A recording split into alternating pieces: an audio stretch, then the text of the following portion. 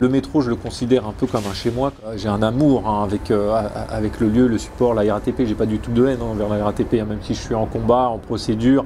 C'est plus sur des aspects techniques. C'est pas sur. Voilà. Je les remercie de m'avoir mis sous la main des supports fantastiques.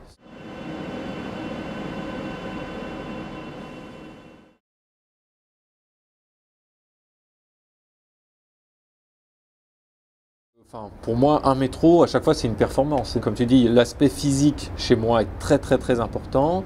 L'aspect interdit essentiel. Il faut qu'il y ait un enjeu, il faut qu'il y ait un risque. Moi, le risque pendant 17 ans, il a été exponentiel, dans le sens où j'ai jamais changé de nom. Donc à chaque fois que j'allais retaguer un métro, j'avais tout le poids de mon histoire qui pouvait, qui venait se décharger, tu vois, en termes d'émotion dans ta main, dans le bras, dans tout le ressenti, sachant que tu pouvais, entre guillemets, payer sur tout ce que tu as fait. Et l'avantage du métro, c'est qu'il est tellement riche et tellement vaste dans le domaine, c'est que tu peux trouver, c'est infini. Alors déjà, entre trouver chaque piste, chaque rame, chaque ligne, chaque lieu, chaque dépôt, ça t'amène à avoir une réflexion pour trouver l'endroit, la lumière et le lieu qui va réunir tout ce qu'il faut pour que tu puisses peindre dans les conditions qui vont procurer des sensations.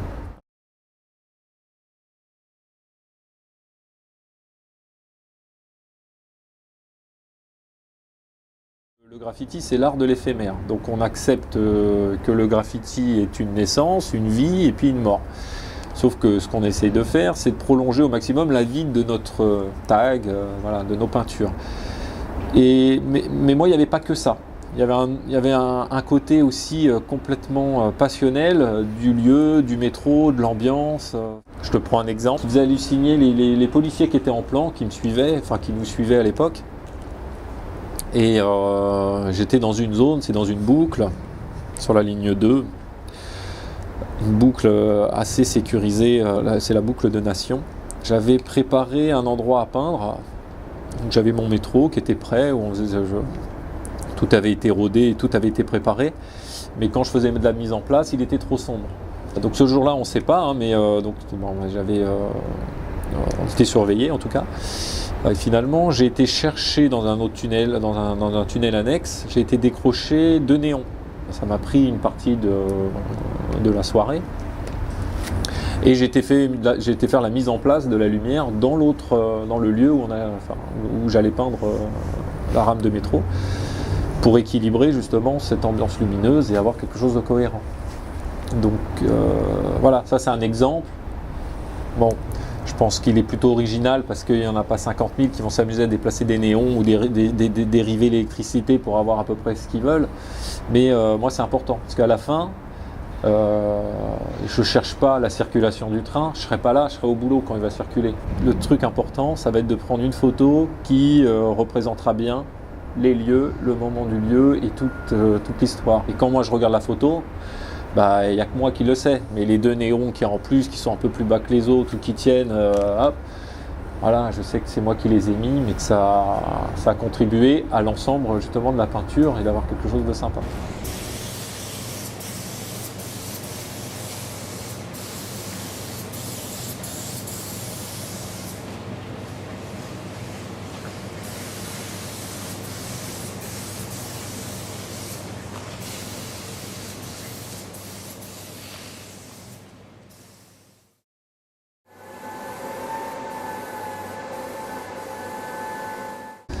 Au départ, le monde du graffiti, c'est très fermé, c'est un petit milieu fermé.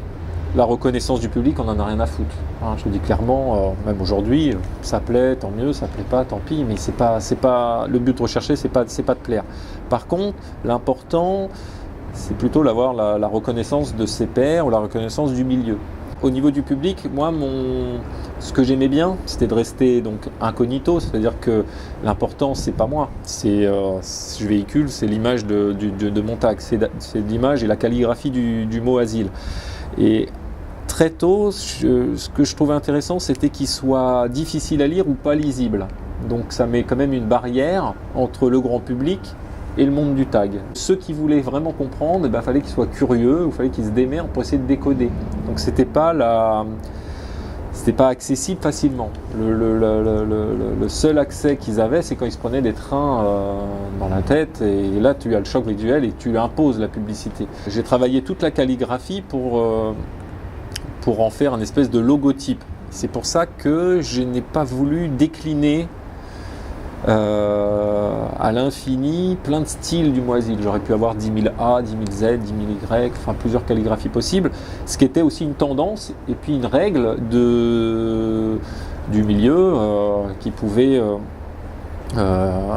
sur laquelle on pouvait avoir une reconnaissance en disant tel ou tel tagueur a un super style, peut varier, etc. Donc là, moi, j'ai vraiment pas pris ce parti pris. C'était plutôt, voilà, je reste, j'essaye de faire ma calligraphie. Déjà, j'y arrive pas, donc il va me falloir du temps et des années pour la trouver, mais en tout cas, je reste là-dedans. Et puis, en même temps, aux yeux du grand public, j'aimais bien la notion de se dire, lui, il a déjà vu ça, il sait pas ce que c'est une forme. C'est quoi? Bon, ça a l'air d'être quand même un graffiti, mais bam, il la voit. Et voilà, ça fait sa démarche, ça imprègne son cerveau.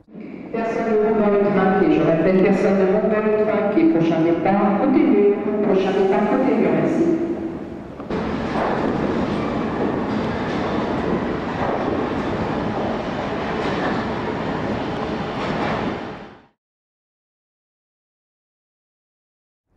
Donc l'aspect sécuritaire, c'est un peu un faux problème parce que le métro est tellement vaste, n'importe quel lieu et rien n'est inviolable, tu peux toujours réussir. Après, c'est le temps que tu vas y passer. Mais ta question, elle est quand même intéressante parce que j'avais remarqué qu'en fin de carrière, on va dire, avant mon arrestation, mon rapport s'était inversé. Au début, quand tu commences, tu cherches à faire du quantitatif. Quantitatif. C'est très très bien, donc tu n'as pas tout ce truc-là, tu ne te prends pas trop la tête et t'envoies. Donc, que dans mon cas, en 2006-2007, bon, certes, il y avait un peu de la quantité, mais j'étais pas là à compter le nombre de trains que j'avais fait ou le truc, c'était plus ça le problème. C'était plutôt me dire, je vise une zone ou un lieu ou une ligne que j'ai envie de faire et je me donne le moyen de réussir. Donc pour ça peut nécessiter le temps qu'il faut pour aller comprendre le système de sécurité ou pour aller rôder. C'est toujours le même principe, qui fait la sécurité, en combien de temps ça arrive, les rondes, les barres infrarouges, les détecteurs, les caméras, enfin tout ce maillage-là, de voir un petit peu comment ça fonctionne. Ça s'intègre tout ça dans l'œuvre.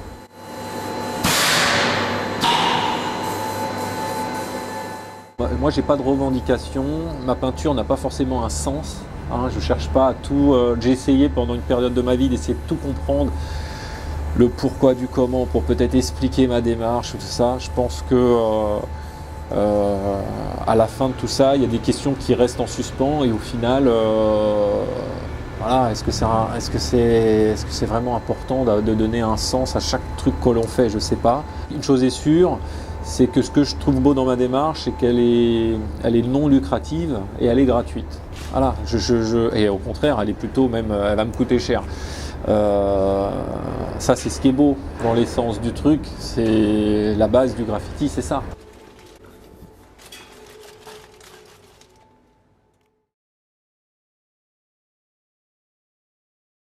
Moi, je ne me considère pas comme un artiste.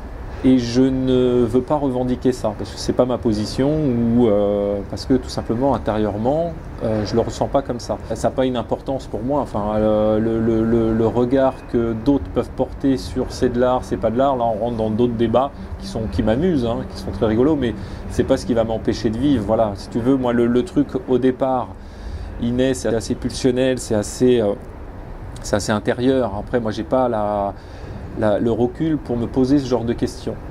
Voilà. Volontairement, ça me fait chier.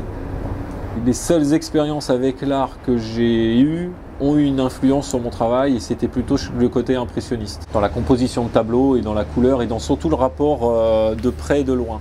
Moi j'aime bien regarder mes peintures, même à la loupe, même au microscope, et de voir justement ces interpénétrations de peinture, cette migration, ces pigments, ces choses-là, et puis après prendre du recul.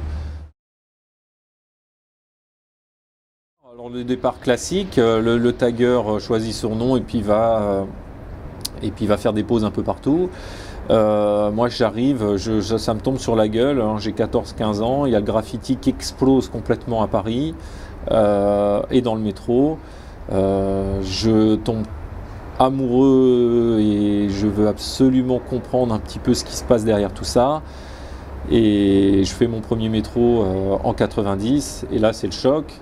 Le contact du métro, l'ambiance, la sensation et le ressenti, la peur, le stress, enfin tout cet ensemble-là me donne une énergie, me donne une sensation tellement puissante que je me dis faut que je poursuive là-dedans, il faut que je fasse quelque chose. Et je commence à taguer comme tout le monde en faisant du tag un peu partout. Mon rapport à l'exclusivité de la rame m'impose de créer le style, ce qu'on appellera après par la suite le style punition, parce que le point le plus gênant pour moi, c'était quand mes tags étaient noyés avec d'autres tags, et finalement, comme je débutais, je taguais pas du tout bien, j'étais noyé dans la masse et mon tag ne sortait pas.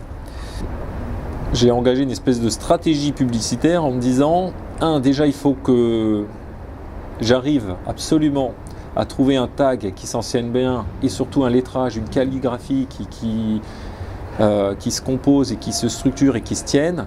Et en même temps, je ne veux pas que les autres me polluent. Donc ce que j'ai fait, j'ai orienté mon énergie à faire des premières classes au lieu de faire par exemple tout un métro. Je préférais prendre un wagon et le remplir de bout en bout. Donc là je trouvais une originalité, j'avais un nom qui collait un peu à ma démarche parce qu'on me prenait pour un fou, puis en plus je taguais Asile, donc je cultivais ce principe-là. Pour l'époque, ça a pas mal choqué et ça a marqué un peu les esprits.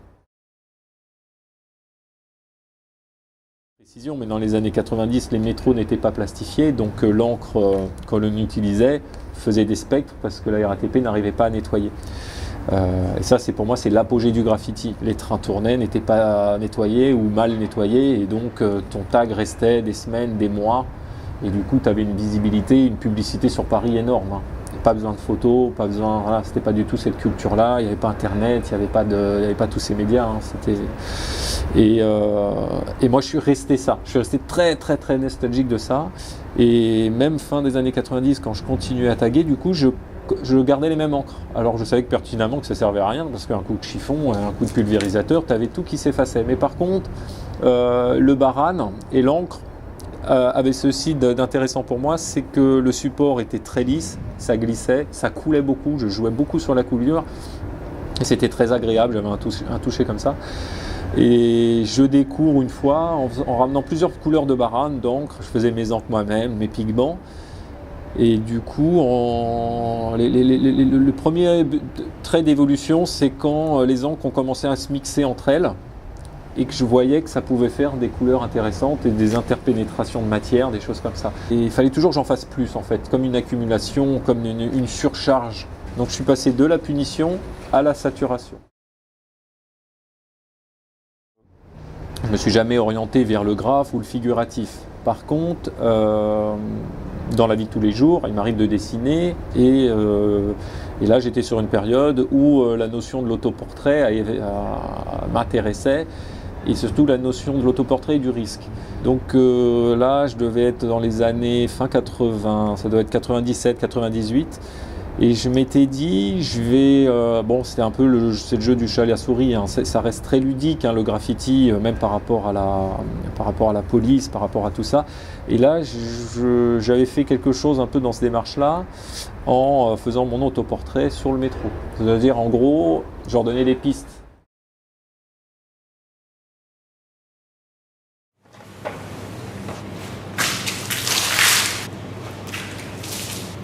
Vers 2006-2007, c'est là où j'ai intégré la projection peinture, qui m'a beaucoup aidé parce qu'elle remettait tout en cause dans mes compositions de peinture, dans le sens où dès que je commençais à projeter, il y avait un risque énorme de ne pas projeter comme tu veux. Une projection ratée peut tout te faire casser, quoi. Il y a un côté aussi risqué, le fait de peindre, mais il y a aussi le risqué dans la peinture en soi. Ça m'a permis surtout de dynamiser beaucoup mes peintures. Ça, j'aimais bien, d'avoir un côté un peu plus agressif, vraiment un truc de pêche avec une espèce de choc visuel beaucoup plus présent.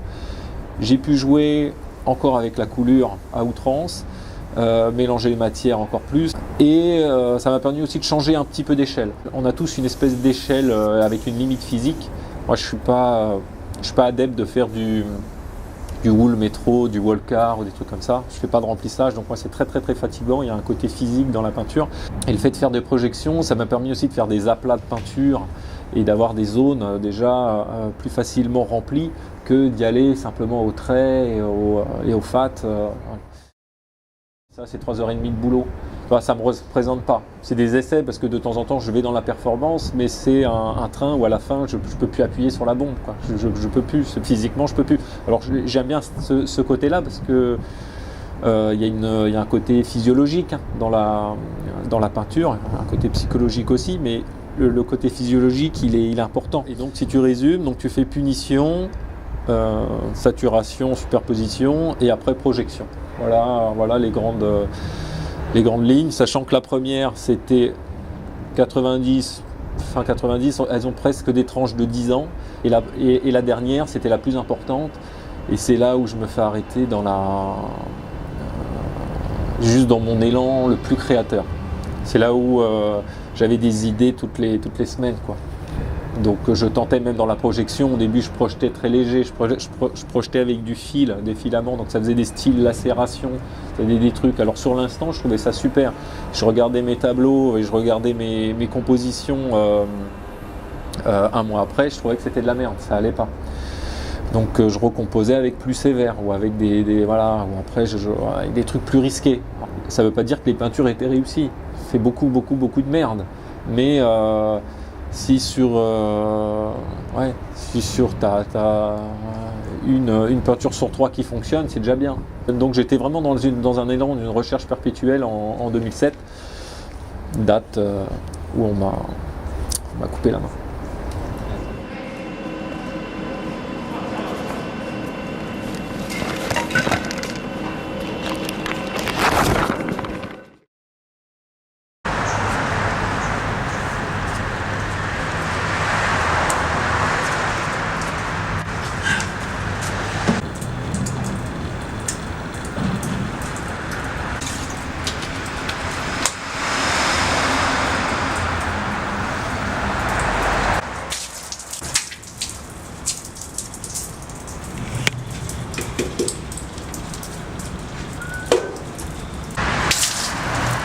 Pour le métro, jusqu'en 2007, c'est que du test réel en direct.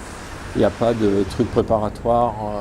Voilà. Ça, c'est venu par la suite quand j'ai arrêté le métro et que j'ai voulu voir ce que ça pouvait donner de changer de support. Parce qu'il y a quand même d'autres supports qui peuvent être intéressants, mais la réflexion n'est plus la même. Le brouillard, il reste dans la peinture. Là, tu crées le négatif. Tu voudrais réussir à le faire, tu n'y arriverais même pas. Sans adrénaline, la peinture n'a plus de sens, quoi. C'est que t'en enlèves une grosse partie. Après, peindre reste toujours un plaisir, mais c'est plus le même.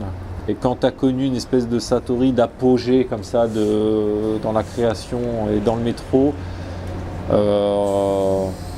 tout le reste devient compliqué et voilà. Donc pour moi le reste c'est de la survie. Ça me permet parce que j'ai quand même un plaisir, de toucher la peinture, de construire, de composer. Mais on est plus dans le même registre. Alors j'évolue vers autre chose.